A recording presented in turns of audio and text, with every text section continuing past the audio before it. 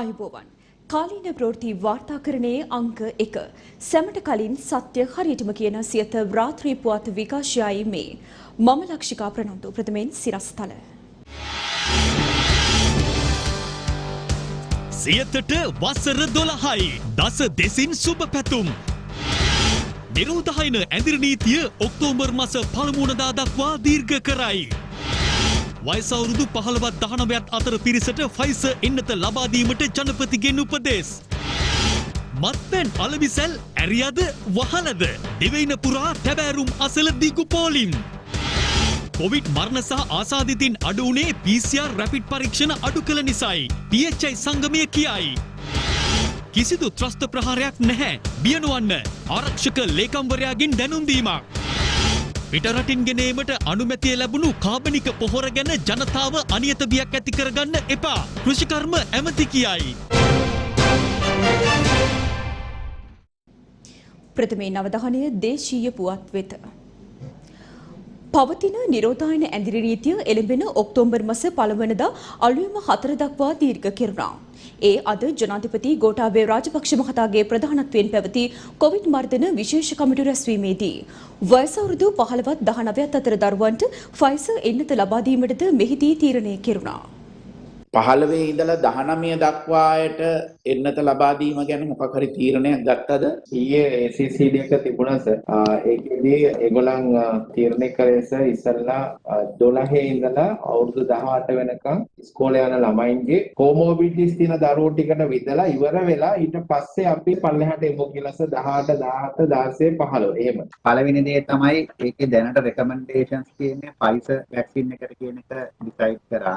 අවුරුදු 12 19ක් කියන age group එක සර් කැටගරිස් 3ක් යටතේ කන්සිඩර් කරේ. ඒවා බෙදලා දුන්නයින් පස්සේ තව ගොඩක් එනවනේ. ඊළඟට අපිට පටන් ගන්න පුළුවන් 15 ඉඳලා 19ට අනිත් අයට. එහෙම කරන්න හරි. 19න් 15 අපි ගහන්නේ ෆයිසර් එක. මේ ඇත්තටම අපිට අවශ්‍ය ප්‍රමාණයටත් වඩා වැක්සින් ලැබිලා තියෙනවා 20 සිට ඉහළට සෑම කෙනෙකුටම දෙන්න. ප්‍රොවින්ෂල් ඩිරෙක්ටර්ස්ලාත් ඉන්නවා. ඒ අයත් උනන්දු වෙලා MOHලා ලවා මේ කාර්ය මේ PHI මහත්තුරුන්ට මම දෙන්න කියලා කිව්වේ මේ විශේෂයෙන්ම මේ කට්ටියට උනන්දු කරවලා කට්ටියව ගෙනල්ලා ඒ අයට එන්නත ලබා දෙන්න ක්‍රියා කරන්න. කියපු විදියට ඔබට වැරදි නැතිවීම ගිහිලා තියෙනවා ප්‍රතිඵල නැති වෙයි සහ ලිංගික ප්‍රාණිකත්වයේ වෙයි කියලා. ඉතින් ඒක වැරදි වැටහීම නැති කරන්න ඕනේ. එහෙම කැම්පේන් එකක් කරලා අනිත් එක මේ නීලිකාලත් පුළුවන් මේක මේ මීඩියා එකට ගිහිල්ලා උනන්දු කරවන්න මේ සුපර් වැක්සින් එකක් නැහැ මේ ඕනම වැක්සින් එකක් ගන්න කියන එක විශේෂඥ කණ්ඩායම දීලා තියෙන ගයිඩ්ලයින්ස් එක්ක ඒ පාසල් විවෘත කරන්න අවශ්‍ය වැඩ කොටස කරන්න. අපි ගිය අවුරුද්දේ මේ සෙකන්ඩ් ක්වෝටර් එකේ ඉතාලම පල්ලයට ගිහිල්ලා මේ පාර අපි ඉහළට ආවා. ඉතින් අපි ඉල්ලනවා ආර්ථිකය ශක්තිමත් කරන්න නම් මේ කටයුත්තත් සාර්ථක වෙන්න ඕන. PHI මාතෘන් ඉඳලා පල්ලෙහා පෞල් සෞඛ්‍ය නිලධාරිනිය ඉඳලා හැමෝම මේකට උදව් වුණා. විශේෂයෙන්ම මෝටර රථ ප්‍රවාහන දෙපාර්තමේන්තුව සහ ඉඩම් රිජිස්ට්‍රාර් ජෙනරාල් කාර්යාලවල සුළු වශයෙන් හෝ එම කාර්යාල පවත්වාගෙන යාමට අවසරයකුත් මේ අවස්ථාවේදී ලබා දුන්නා. ඒ සමගම ශ්‍රී ලංකාවේ ජීවත් වෙන වයස අවුරුදු 15ත් 19ත් අතර වූ දරුවන්ට ෆයිසර් එන්නත් ලබා දීමටත් අතිගරු ජනාධිපතිතුමා විසින් උපදෙස් ලබා දෙනු ලැබුවා. ජනාධිපතිතුමාගේ උපදෙස් මත ජනාධිපති කාර්යසන්තන බලකාය තීරණය කරා වයස අවුරුදු 12ත් 19ත් අතර සංජානනීය ආබාධ සහ වෙනත් ආබාධ වලින් පෙළෙන දරුවන් සඳහා ෆයිසර් එන්නත ලබා දීම. ඒ වගේම අවුරුදු 15ත් 19ත් අතර වයසේ පසුවන අයට ෆයිසර් එන්නත ලබා දීමටත් තීරණය කෙරුණා. බස් රථ 17000ක් සඳහා ඒ බස් රථ 17000ටම අපි සහන පැකේජ් 17000ක් ලබා දෙන්න බලාපොරොත්තු වෙනවා. ඒකේ අන්තර්ගත වෙනවා නැවත මේ බස් රථ පාරට දැමීම සඳහා අවශ්‍ය සියලු දේවල් සඳහා අපි සහනාධාරයක් ලබා දෙනවා. අපි දන්නේ නැහැ පළවෙනිද ඉවත් කරයිද කියන කාර්ය. නමුත් සංචාර සීමා ඉවත් කරපු දවසට යම් කිසි ලක්ෂ විශාල ප්‍රමාණයක හැම බස් රථයකටම මේකටම අපි ලබා දෙනවා. මත්පැන් අලවිස්ථාන ඇරලද වහලද මේ ප්‍රශ්නය මාධ්‍ය ආයතනයක් විදිහට අපිටත් තියෙනවා. රටේ ජනතාවටත් ඒ ප්‍රශ්නයම තියෙනවා. මත්පැන් අලෙවිසැල් විවෘත කිරීම සම්බන්ධයෙන් තොරතුරු විමසා බැලීමට අප සුරාබදු අධ්‍යක්ෂ ජෙනරාල්වරයා සහ මාධ්‍ය ප්‍රකාශකවරයා සම්බන්ධ කර ගැනීමට උත්සාහ කළද ඔවුන් දෙදෙනා දිගින් දිගටම දුරකථන විසන්ධි කළා. කෙසේ වෙතත් රට පුරා බාර් පෝලිම් නම් අඩුවක් නැතුව දක්නට ලැබුණා. අද පස්වරු කාලයේදී නගරාශ්‍රිතව දැඩි තදබදයක් දක්නට ලැබුණා. ඒ හදිසියෙම මත්පැන් අලෙවිසැල් විවෘත කිරීමට කටයුතු කිරීමත් සමගයි. මත්පැන් අලෙවිසැල් මෙලෙස විවෘත කරේ කුමන පදනමක් මතද? එසේ කිරීමට රජයේ අවසරයක් ලබා දී ඇද්ද යන්න පිළිබඳව අප සොයා බැලීමට උත්සාහ කළද පස්වරු කාලයේ පැය කිහිපයක් යනතුරුම සුරාබදු දෙපාර්තමේන්තුවේ වගකිය යුතු නිලධාරීන් කිසිවෙක් අප කළ විමසීම් වලට පිළිතුරු ලබා දුන්නේ නැහැ. එහෙත් රට පුරා ප්‍රදේශ රැසක මත්පැන් අලෙවිසැල් විවෘත කරනු අතර විශාල වශයෙන් ඒ තුළ පොඩි කකා පෝලිම් වල ජනතාව රැඳී සිටින අයුරුද දක්නට ලැබුණා.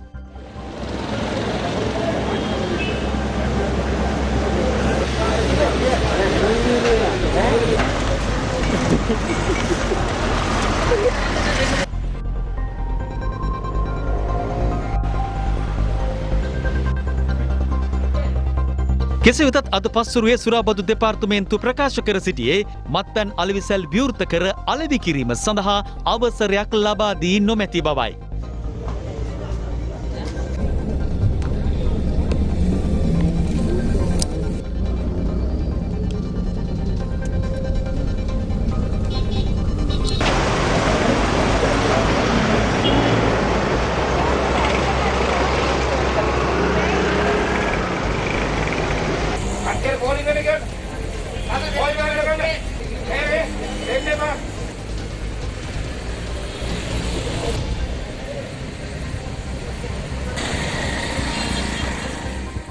මේ තුළ විශාල ප්‍රශ්නයක් පැන නගිනවා. එනම් හදිසියේම මත්පැන් අලෙවිසැල් විවෘත කෙරුණේ කෙසේද? මේ උපදෙස කවුරුන් ලබා දුන්නේද? වෙළඳ ව්‍යාපාරිකයින් හදිසියේ පැමිණ සිය මත්පැන් අලෙවිසැල් විවෘත කරගත්තාද? එසේත් නොවේ නම් මත්පැන් අලෙවිසැල් විවෘත කිරීමට තීරණය කර ඒ බව ව්‍යාපාරිකයින්ටද දන්වා විවෘත කළ පසු පැමිණි කිසියම් ගැටලුවක් මත යලි මත්පැන් අලෙවිසැල් වසා දැමුවාද? වගකිය යුතු කිසිවෙක් මේ කිසිදු ප්‍රශ්නයකට පිළිතුරු නොදෙන නිසා තමන්ට කැමති දෙයක් සිතා ගැනීමේ අයිතිය ඔබ සතුයි.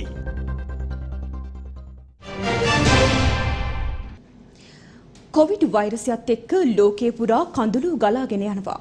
ඒ කඳුළු පළමු සහ දෙවන ලෝක යුද්ධවලදී මහ පොළව තෙත් කළ රුධිරයට වඩා ඝනකමින් වැඩි. ඒ තරමටම කොවිඩ් නිසා ජීවිත අහිමි වීම එක්ක වේදනාව දුක කඳුළ හුදකලා බව ලෝකය වෙලාගෙන තිබෙනවා. අපේ රට තුලත් දැන් ඇතිවෙන්න කොවිඩ් කඳුළු ගලා ගිය බව කිව යුතුයි. කඳුළු විකුණාගෙන කන මාධ්‍ය භාවිතය අප ප්‍රතික්ෂේප කරනවා. නමුත් කඳුළු සහ වේදනාව තුල දැනුවත් කිරීමට ඇති හැකියාව අප භාවිත කරනවා. මේ කඳුළු කතාවේ අරමුණ ඔබ බියගැන්වීම නොව දැනුවත් කිරීමයි.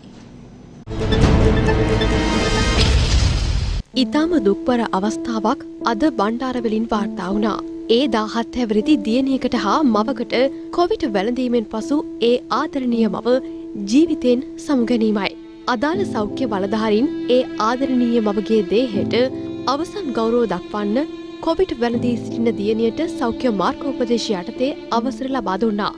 ඇය මවට සමුදුන් අවස්ථාවේ සියලු දෙනාගේ දෑසට කඳුළු ඉනූ දර්ශන සියල්ල අපසතු වුවත් දේහයන් හා මිනිපෙට්ටි ආදිය නොපෙන්වීමේ මාධ්‍ය ප්‍රතිපත්තිය යටතේ මෙම දර්ශන බොඳ කර පෙන්වීමට අප තීරණය කළා. මේ සිද්ධිය පවා අප හුදෙක් වාර්තා කරන්නේ සංවේදී බව තුළ බියගැන්වීම ඇතිකිරීමට නොව මේ වේදනාව තුළ ඔබ ඉගෙන ගත යුතු පණිවිඩය මතක් කර දීමටයි. කොවිඩ් වලින් ජීවිත බේරා ගැනීම සඳහා අප සෑම විටම නිසි සෞඛ්‍ය උපදෙස් පිළිපදිමු. විශේෂයෙන් අපේ වැඩිහිටියන් හා බාලදරුවන් රැක ගැනීමට වගකිව යුතු මිනිසුන් ලෙස ක්‍රියා කරමු. එන්නත් මාත්‍රා දෙකම සේම සෑම විටම මුව ආවරණ හා දෙයත් විෂ බීජ හරණයට ක්‍රියා කරමු. අනවශ්‍ය ගමන් බිමන් වලින් පළකිමු. සෙනඟ ගැවසෙන ස්ථාන වලින් ඈත්ව ජීවත් වීමට උත්සාහ දරමු. කොවිඩ් වෛරසය ආසාදනය වී සිදු වූ තවත් මරණ 121ක් අද වාර්තා වුණා. ඒ අනුව මෙරට සමස්ත කොවිඩ් මරණ සංඛ්‍යාව 11938 දක්වා ඉහළ ගොස් තිබෙනවා. කොවිඩ් මරණ හා රෝගීන් අඩුවීම සම්බන්ධයෙන් මහජන සෞඛ්‍ය පරීක්ෂකවරුන්ගේ සංගමේ සභාපති උපුල් රෝහණ මහතා මෙලෙස අදහස් පළ කළා. මරණවල පැහැදිලි අඩුවක් අපිට පේන්න තියෙනවා. මේ මරණවල අඩුවීමට හේතුව තමයි අවුරුදු 60ට වැඩි අයවලුන් අතර එන්නත් ආවරණය ඉහළ යෑම. ඒ නිසා මරණ ශීඝ්‍රයෙන් අඩු වෙනවා. ඉදිරියේදී විශාල වශයෙන් මරණ අඩු වෙයි. අපිට ඊට පස්සේ මේ අවදානම පැන නගින නැවතවරක් අපි ලබා දීලා තියෙන එන්නතේ ප්‍රතිශක්තිය කොතරම් කාලයක් දුරට පවතිනවාද කියන එකේ ප්‍රතිශක්තිය අවසන් වෙනවත් එක්කම නැවතවරක් මේ ව්‍යසනයට අපි තල්ලු වෙන්න පුළුවන්. PCR සහ ඇන්ටිජන් පරීක්ෂණ සංඛ්‍යාව මේ වෙද්දී ඉතාමත් සීමිතව කරන්නේ. ඒක තමයි මේ කෘත්‍රිමව රෝගීන් අඩුවීමකට ලක් වෙලා තියෙන සහ පේන්නේ. පළමු පෙළ ආශ්‍රිතව නිරෝධායන නිදහස් කිරීම සඳහා අපි මේ වෙද්දී රෝග ලක්ෂණ තියෙන අයවලුන් විතරයි අපි PCR හෝ ඇන්ටිජන් පරීක්ෂණයකට ලක් කරන්නේ. සෞඛ්‍ය සේවා අධ්‍යක්ෂ ජෙනරාල්වරයාගේ චක්‍රලේඛය නිසා අපි රෝග ලක්ෂණ නොමැති කිසිදු කෙනෙක් PCR හෝ ඇන්ටිජන් පරීක්ෂණයකට ලක් නොකර සමාජයට මුදා හරින්න කටයුතු කරනවා. ශ්‍රී ලාංකේය ටෙලිවිෂන් කලාවට අර්ථවත් ප්‍රවිෂ්ටයක් ලබා ගනිමින් දැනුම බුද්ධිය සහ සදාචාරය මෙන්ම අපේකම රටටත් ලොවටත් බෙදා හදා දීම උදෙසා ආරම්භ වූ වොයිස් ඔෆ් ඒෂියා මාධ්‍යජාලයේ සියත ටීවී නාලිකාවට අදට වසර 12ක් සපිරෙනවා. ආමගට වඩා යා යුතු බොහෝ දුරක් ඇත. මේ සියත අප ගමන් මඟ පිළිබඳවයි. වොයිස් ඔෆ් ඒෂියා මාධ්‍යජාලය රටම ලෝකෙම දන්න සියත ශ්‍රී ලාංකීය මහ පොළොව තුල රෝපණය වන්නේ 2006 වසරේ නොවැම්බර් මාස පළමු වනදා. ඒ සියත FM නමින් අප ප්‍රථම FM නාලිකාව ජනගත කරමින් ඉන් අනතුරුව ක්‍රමක්‍රමයෙන් ජනතා හදවත් ආකර්ෂණය කරමින් ශ්‍රී ලාංකීය අනන්‍යතාවය නිසි ලෙස රැක ගනිමින් එතෙක් මාධ්‍ය තුල පැවති මහා විශාල අඩුපාඩුව පුරවාලමින් වොයිස් ඔෆ් ඒෂියා මාධ්‍යජාලය ඉංග්‍රීසි සහ දමිළ ගුවන්විදුලි නාලිකා ආරම්භ කළා. ඒ රියල් රේඩියෝ සහ එවකට වෙට්‍රි වර්තමානයේ ස්ටාර් ටැමිල් නාලිකාවයි. සියත කෙටි කාලයක් තුල අපේ රටේ සියලු ජනවර්ගයන්හි හදවත් ආකර්ෂණය කරන්නේ ජනතාවට අවැසි දේ සભ્યත්වය, සංස්කෘතිය සහ අනන්‍යතාවය රැකගනිමින් උපරිම ලෙස ලබා දීමත් සමගයි. සිංහල, දමිළ සහ ඉංග්‍රීසි භාෂාවන්ගෙන් පරිපූර්ණ වෙමින් ගුවන්විදුලි නාලිකා ත්‍රිත්වයකින් සමන්විත වූ සියත ඉන් අනතුරුව තවත් දැවැන්ත පියවරක් තබන්නේ 2009 වසරේ සැප්තැම්බර් මාස අදවන් දිනකයි. ඒ ඇසි දිසි උරුමය ශ්‍රී ලාංකීය ජනතාවට උදා කරමින් සියත ටීවී නාලිකාව ආරම්භ කිරීමත් සමගයි.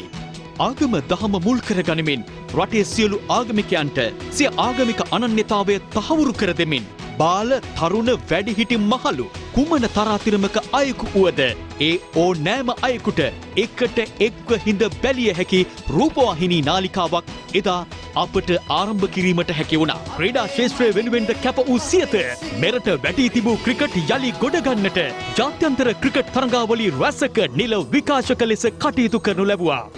දේශපාලන, ආර්ථික, සමාජීය, ළමා අධ්‍යාපන වැඩසටහන් රැසකින් පරිපූර්ණ සහ අනූන වෙමින් දිනෙන් දින ඉදිරියට පැමිණි සියත ටීවී නාලිකාවට දැවැන්ත ශක්තියක් වන්නේ සමබර, හරවත්, සත්‍ය, අපක්ෂපාතී ප්‍රවෘත්ති වාර්තාකරණයක නිරත වන සියත ප්‍රවෘත්ති විකාශයයි.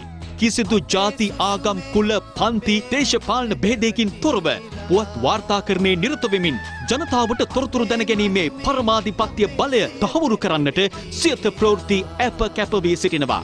ඒ නිසාවෙන්ම පසුගිය වසරේ සුමති සම්මාන උළෙලේදී හොඳම කාලීන ප්‍රවෘත්ති වාර්තාකරණයට හිමි සම්මානයද සියත ප්‍රවෘත්ති අප දිනාගත්තා.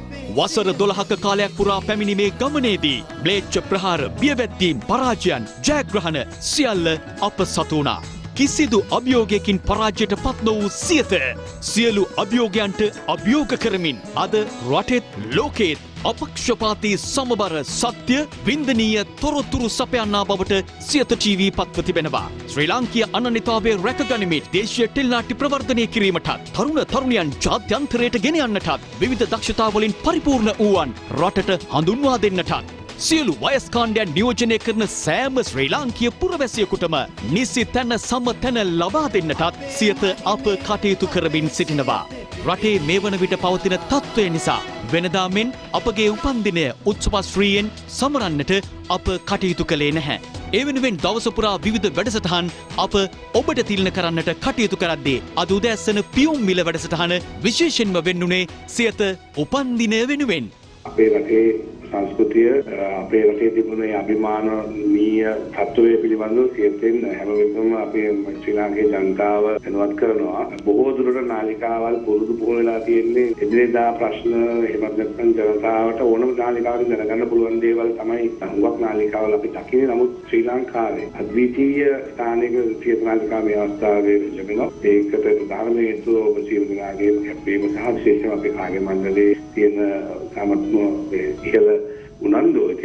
අදට ගැලපෙන ඒ වගේම හෙටට ගැලපෙන මනසත් ජනතාව තුළ ඇති කිරීම තමයි අපේ මූලික වගකීම වන්නේ. ඉතින් ඒ අනුව තමයි අපි මේ සියලු වැඩසටහන් ඒතර අපේ ප්‍රවෘත්තිවල ඉඳලා විවිධ වැඩසටහන් තුලනොත් අපි බලාපොරොත්තු වෙනවා මෙන්න මේ අරමුණු ඉෂ්ට කරගන්න. දැන් මම ඇවිල්ලා මාස දෙකමාරකට කිට්ටුයි වගකීම සහ නිදහස දරන්න මට ඉඩ දීලා තියෙනවා. එතකොට ඉරමෙත් එක්ක ඒ අංශයට ඉන්නවා හොඳ තරුණ කණ්ඩායමක්. මම හිතන්නේ තව මාස දෙකක් විතර යනකොට සම්පූර්ණ වෙනසක් එක්ක සැලසුම් කරගෙන යනවා. හැබැයි ඒව ඔක්කොම බොහෝ වෙලාවට මේ බාහිර කාරණා හැඩතල හදන එක. නමුත් ප්‍රවෘත්ති වල අභ්‍යන්තර කාරණාව ඒ විදිහමයි. ඒකේ වෙනසක් නැහැ. මගේ හැමතිස්සම විශ්වාසයක් තියෙනවා අපි අපේ ප්‍රමාණය අපේ සයිස් එක වළංගු නැහැ කියලා. අහවල් ආයතනත් එක්ක නෙමෙයි තරංගය තියෙන්නේ අපිට තියෙන්නේ අපිත් එක්ක තරංගයක්. හරි ලේසි එතකොට අපිට දෙනන්න. මාධ්‍ය සදාචාරයක බරපතල අභියෝගයක් අද. තාම බරපතල අභියෝගයක්. මම හිතන්නේ තව ටිකක් කල් ඉස්සරහට යනකොට අපිට වෙනමම පණිවිඩයක් මේ රටට නිර්මාණය කරන්න පුළුවන්. කරවද්දයක් දරුවන්ට තරුණයන්ට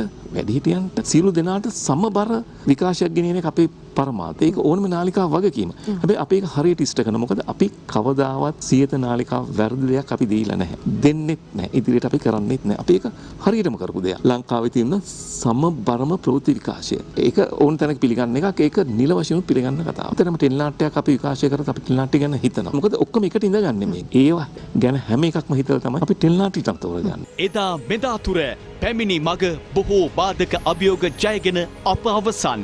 තව බොහෝ දුරක් යන්නට අපට දැවැන්ත ශක්තියක් වෙමින් ළඟම රැඳී සිටින ආදරණීය ශ්‍රාවක ප්‍රේක්ෂක ඔබ සැමට 12 වෙනි වසර සපුරද්දී අප හිස නවා ගෞරවාචාර්ය මෙලෙස පිරිනමනු ලබනවා.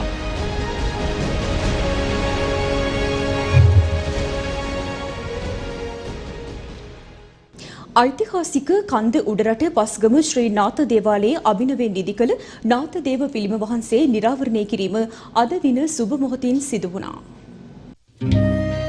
ඓතිහාසික කන්ද උඩරට පස්ගම ශ්‍රී නාථ දේවාලයේ අභිනව ශ්‍රී නාථ දේව පිළිම වහන්සේ නිරාවරණය කිරීම අද දින සිදු වුණා.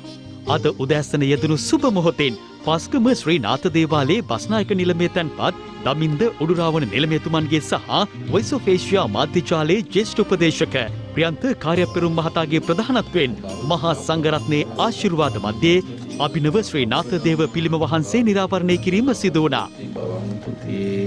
භවතු සබ්බ මංගලං රක්ඛන්තු සබ්බ දේවතා සබ්බ සංඝානුභාවේන සදා සොත්ති භවන්තු තී.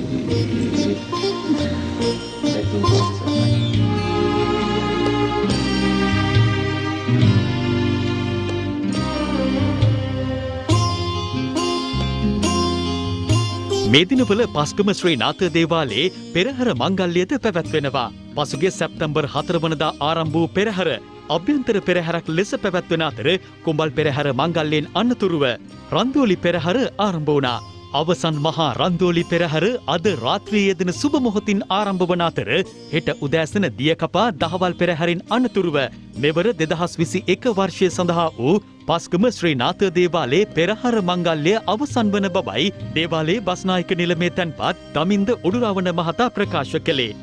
මේ පාර පෙරහැරේ අපි තේමා පාඨය කරගත්තේ ශ්‍රී නාථ දිවි රාජෝත්මයන් වහන්සේ වැඩ ඉන්න මහා මූලස්ථානය වෙන ඓතිහාසික පස්ගම ශ්‍රී නාථ දේවාලයේ මේ නාථ දිවි හාමුදුරන්ගේ බලයේ මහිමේ ශක්තිය මේ පස්ගම ගම අවටගම් හත මුළු ලක්වැසි සියලු දෙනාම ලෝවැසි සියලු දෙනා කොයිඩ් වෙදරේ මේ වසංගතේ දුරු වේවා යන ප්‍රාර්ථනාව සිහි දැඩි කරගෙන අපි මේ පෙරහැර මංගල්‍ය හෙටින් නිමා කරන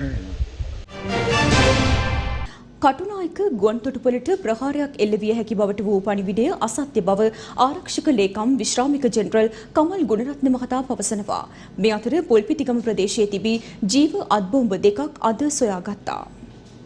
රටේ ජාතික ආරක්ෂාව පිළිබඳව පසුගිය දිනවල රටේ බොහෝ දෙනා අතර කතා බහට ලක් වුණා. පූජ්‍ය ගලගොඩත්තේ ඥානසාර හිමියන් පසුගියදා සිදු කළ ප්‍රකාශය සහ කතෝලික සභාව අවස්ථා කිහිපයකදී සිදු කළ ප්‍රකාශයන් ඒ අතර ප්‍රධාන තැනක් ගත්තා. දිවයිනේ ප්‍රධාන ගුවන් තොටුපොළ දෙකකට ත්‍රස්ත ප්‍රහාරයක් එල්ල විය හැකි බවට වන තොරතුරත් ඉන්පසුව මාධ්‍ය ඔස්සේ වාර්තා වුණා. එමෙන්ම නාරහේන් පිට පෞද්ගලික රෝහලක තිබී අත්බෝම්බයක්ද සොයාගත්තේ මෙවන් පසුබිමක් තුලයි. ඊට සම්බන්ධ සැකකරුවන් දෙදෙනෙකුද අත්අඩංගුවට ගෙන තිබෙනවා. බොහෝ දෙනා මතපල කර සිටියේ මෙවන් කාලවකවානුවක මෙවැනි සිදුවීම් දිගින් දිගටම වාර්තා වීම රටේ ජාතික ආරක්ෂාවට බරපතල තර්ජනයක් විය හැකි බවයි. මේ අතර තවත් ජීව අත්බෝම්බ දෙකක් අද දින සොයාගත්තේ පොල්පිටිගම පොලිස් වසමට අයත් මඩකල්ල ප්‍රදේශයේ පුරන් වූ කුඹුරුයායක තිබියදී. කුඹුරුයාය එලිපෙහෙලි කරමින් සිටි පුද්ගලයෙකුටයි මෙම අත්බෝම්බ දෙක හමු වී ඇත්තේ. පසුව පොල්පිටිගම පොලිසියේ ස්ථානාධිපතිවරයා ඇතුළු කණ්ඩායමක් පැමිණ අදාළ ස්ථානයේ පරීක්ෂා කර ඇති අතර බෝම්බ දෙක නිෂ්ක්‍රිය කිරීමට කටයුතු කරන බවයි පොලිසිය ප්‍රකාශ කර ඇත්තේ. මේ අතර කටුනායක බණ්ඩාරනායක ජාත්‍යන්තර ගුවන් තොටුපොළ බලධාරීන් වෙත ලැබුණු ව්‍යාජ විද්‍යුත් තැපැල් පණිවිඩයක් පිළිබඳව සඳහන් කරමින් සම්මත ආරක්ෂක පියවර ක්‍රියාත්මක වන බැවින් එම විද්‍යුත් තැපැල් පණිවිඩයේ අන්තර්ගත කරුණු සම්බන්ධයෙන් මහජනතාව කිසිදු අයුරකින් කලබල හෝ බියවිය යුතු නැති බව ආරක්ෂක ලේකම් විශ්‍රාමික ජෙනරල් කමල් ගුණරත්න මහතා පවසනවා. රට තුළ පවත්නා සාමය කඩාකප්පල් කිරීමට කිසිවෙකුටත් ඉඩ නොතබමින් රටේ ආරක්ෂාව සහ නීතිය ක්‍රියාත්මක කරන ආයතන සිය රාජකාරී ඉටු කරන බවයි ආරක්ෂක ලේකම්වරයා පවසන්නේ. ශ්‍රීමත් අනගාരിക ධර්මපාලතුමන්ගේ 157 වන ජන්මදිනය අදට යෙදී තිබෙනවා. ඒ වෙනුවෙන් දිවයිනේ ප්‍රදේශ කිහිපයක සැමරුම් උත්සව සංවිධානය කර තිබුණා. 1864 සැප්තැම්බර් 17 වනදා මාතර හිත්තැටිය ප්‍රදේශයේදී අනකාරික ධර්මපාලතුමා උපත ලැබුවා. බෞද්ධ ධර්මීය ප්‍රචාරය කිරීමට සහ නිදහස් සටනේ පුරෝගාමියෙකු ලෙස අනකාරික ධර්මපාලතුමා හඳුන්වා දිය හැකි. ශ්‍රීමත් අනකාරික ධර්මපාලතුමාගේ 157 වන ජන්මදිනය නිමිත්තෙන් අද කොළඹ ධර්මපාල මාවතේ පිහිටි එතුමාගේ පිළිරුවට පුෂ්පෝපහාර දැක්වීම සිදු කෙරුණා. නුගේගොඩ නාලන්දාරාමාධිපති පූජ්‍ය තීනියාවල පාලිත හිමියන් සහ කොළඹ නගර සභාවේ කොමසාරිස් නීතිඥ රෝෂණී දිසානායක මහත්මිය මෙම අවස්ථාවට එක්ව සිටියා. මේ අතර අනගාരിക ධර්මපාලතුමාගේ 157 වන ජන්මදිනය නිමිත්තෙන් මරදාන මහබෝධි අග්‍රශ්‍රාවක මහා විහාරයේදී උත්සවයක් සංවිධානය කර තිබුණා. මෙම අවස්ථාවට සහභාගී වූ අධ්‍යාපන අමාත්‍ය දිනේෂ් ගුණවර්ධන මහතා ශ්‍රීමත් අනගාരിക ධර්මපාලතුමාගේ පිළිරුවට පුෂ්පෝපහාර දැක්වීමට එක් වුණා.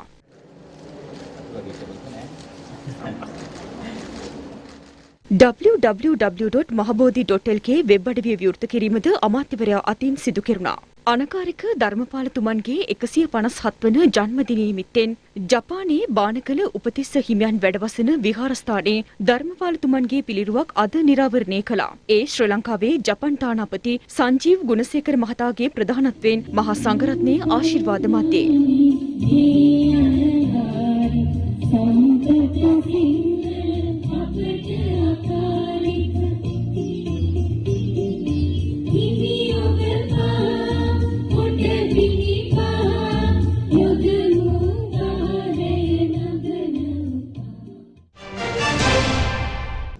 එළඹෙන මහකන්නේ සඳහා ආනයනය කරන කාබනික පොහොරවල කිසිදු ශාක සත්ව හෝ මිනිසුන්ට හානිකර කිසිවක් නොමැති බවට රජය සහතික වන බව අමාත්‍ය මහින්දානන්ද අලුත්කමගේ මහතා පවසනවා.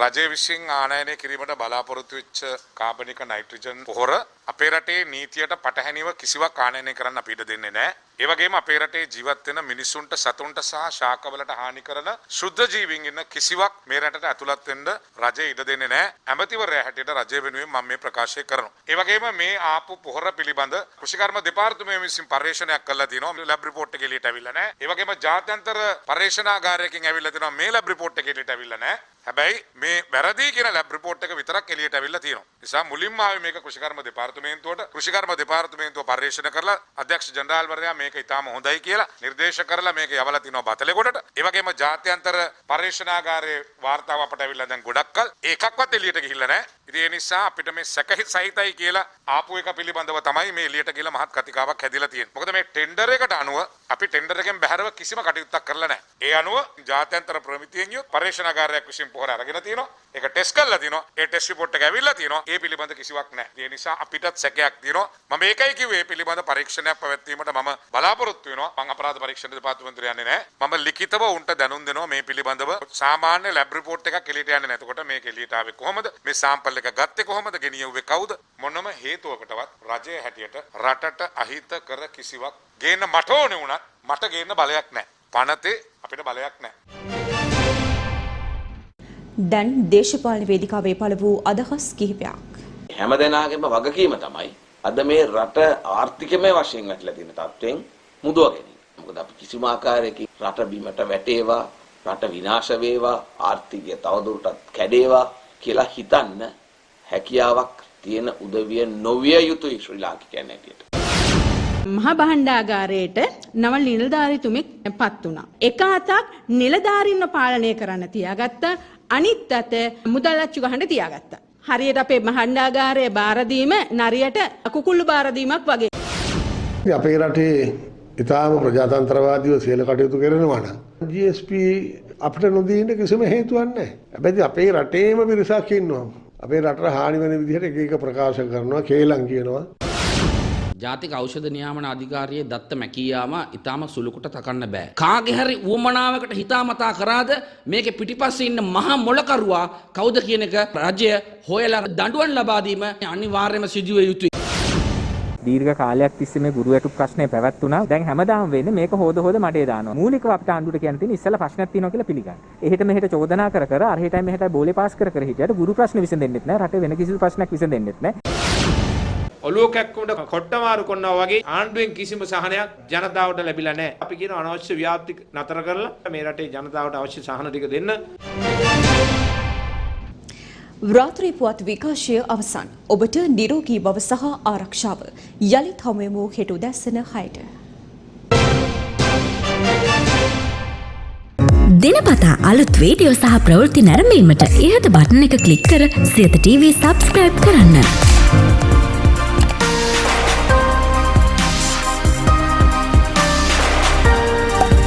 අලුත් වීඩියෝ ගැන මුලින්ම දැනගන්න මෙම සීනුව ක්ලික් කරන්න.